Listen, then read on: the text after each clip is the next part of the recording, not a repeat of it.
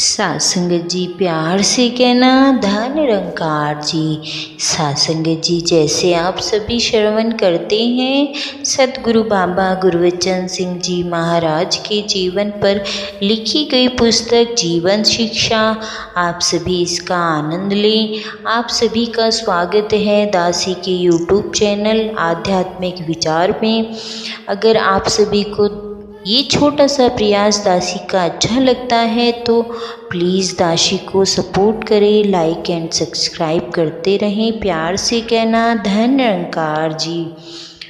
पारखी नज़र बाबा गुरबचन सिंह जी वह पारखी थे जो कीचड़ में से हीरा उठाकर उसे सजा सवार कर सुंदरता बढ़ाने का साधन बना लेते थे। आप हर गुण व कला की कद्र करने वाले थे। आप यह भी जानते थे कि जो बात संगीत के माध्यम से कानों तक पहुंचती है वह अधिक प्रभावशाली रहती है। संगीत को तभी आत्मा की भाषा कहा जाता है। संगीत के माध्यम से पहुंचा हुआ संदेश हर हृदय में अपनी जगह बना लेता है। क्या बच्चे, क्या जवान, क्या बूढ़े, क्या नर नारी और क्या अनपढ़ और विद्वान, आपने सब संगीत की भाषा समझाते हैं और उनसे प्रेरणा भी लेते हैं। बाबा जी के समय में बहुत से गीतकारों को अपनी शरण में रहकर आपकी शरण में रहकर हरियस गा गाकर मानवता को सीधे रास्ते पर लाने का सौभाग्य मिला।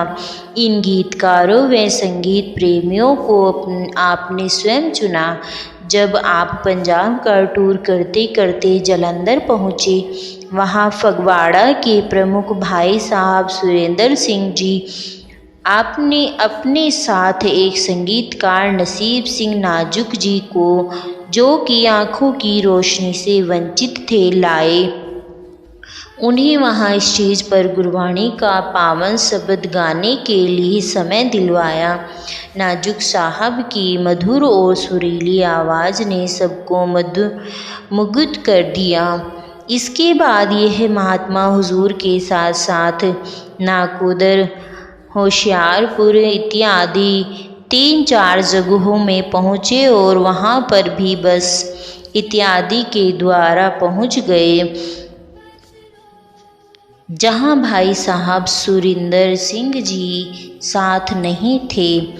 जब हुजूर बाबा जी ने 3-4 संगतों में नाजुक साहब को श्रद्धा से गाते हुए सुना तो सत्संग के बाद उन्हें कमरे में बुला भेजा और पूछा कि क्या वह काम करते हैं। नाजुक साहब ने उत्तर दिया, किसी सोसाइटी की तरफ से कीर्तन करता हूँ और जहाँ कोई बुलाता है चला जाता हूँ, गुजारे लायक पैसे बन जाते हैं। आपने उनकी राय जाननी चाहिए कि क्या वह मिशन की सेवा करना चाहेंगे। तो नाजुक सिंह जी बड़ी खुशी से इसे अपना सौभाग्य समझा।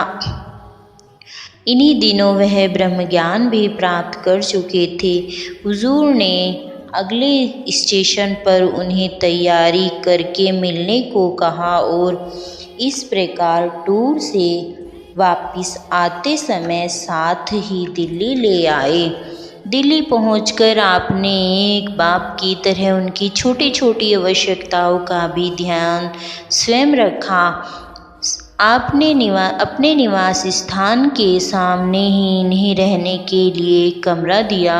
एक दिन सवेरे 4-5 बजे सैर के लिए जाते हुए हुजूर उनके कमरे में पहुंच गए और उनकी उंगली पकड़कर सत्संग हॉल की सीढ़ियों, रसोई, बरामदा, दफ्तर आदि सारा तक घुमाया और रास्तों की पहचान करा दी, ताकि उन्हें किसी का मोहताज न रहना पड़े और न ही उनके अंदर हीन भावना उत्पन्न हो।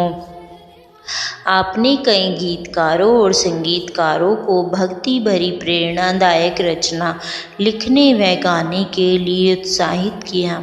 इस प्रकार बाबा जी ने प्रत्येक मानव को आत्मविश्वास, काम करने की भावना और जीने का ढंग बताया और साथ ही हर गुण को प्रकट होने की सुनहरी अवसर भी प्रदान किया। बाबा जी ने इस सत्य संदेश को हर जगह पहुंचाने के लिए हर संभव उपाय अपनाया। आपने भाई साहब अमर सिंह जी पटियाला, पूज्य बाबा रामचंद्र जी कपूरथला, गुरबख्शी सिंह जी राजकवि जो अमृतसर, श्री धर्म सिंह जी शौक चंडीगढ़, भाई साहब हरनाम सिंह जी जो पूज्य बेनी जी लुधियाना, ऋषि व्यास जी देव मुंबई, भाई साहब जहांगीर सिंह जी कोलकाता व अन्य के अनेकों प्रचारक संतों को देश विदेशों में मिशन की प्रचार के लिए भेजा ताकि मानव मात्र तक यह रोशनी पहुंच सके। इन संतों ने भी आपकी प्रेरणा के अधीन निरंकार दिन रात एक कर दिया। आप जी ने प्रत्येक गुरसिख के हर गुण को प्रकट होने का अवसर प्रदान किया और अगर कहीं कोई गुण मिशन की आवाज़ फैलाने में सहायक सिद्ध हुआ तो उनकी खूब प्रशंसा भी की। दास को याद आ गया कि शरीर त्यागने से कुछ समय पहले आप एक जगह गए, वहाँ आपने फरमाया आप सबको पूज्य ऋषि व्यास जी से प्रेरणा लेनी चाहिए। इन्होंने मुंबई में संगत के लोकल मराठी गुरसिखों को आगे बढ़ाया है और इन्हीं के ऊपर प्रचार की जिम्मेवारी भी डाली। नवयुवकों और बहनों ने भी जगह जगह संगत के प्रबंध और मिशन के प्रचार के काम में आगे बढ़ाया है, जिस कारण आज इन अनेकों घटों के द्वारा महाराष्ट्र के कोने कोने में यह सत्य की आवाज़ फैल चुकी है।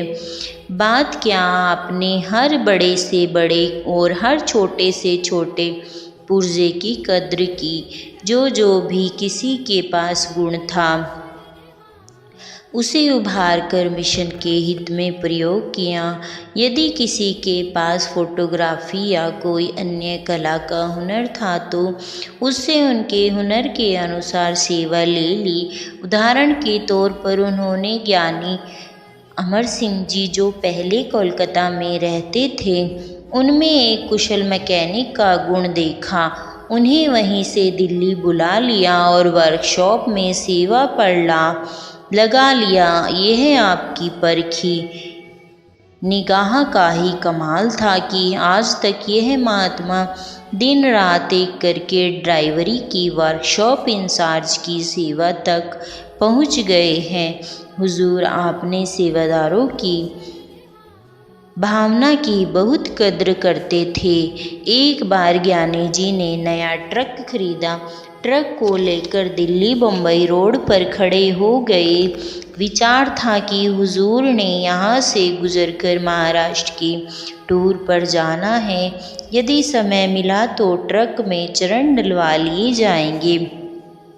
उस दिन जब हुजूर की कार ट्रक के पास पहुंची तो अंतर्यामी हुजूर ने कार को रोक लिया। ज्ञानी जी ने जब ट्रक में चरण डलवाने की विनती की तो आपने और पूज्य निरंकारी राजमाता जी ने लगभग 150 किलोमीटर ट्रक में बैठकर ही सफ़र किया और कार चालक को ट्रक के साथ साथ कार चलाने का आदेश दिया।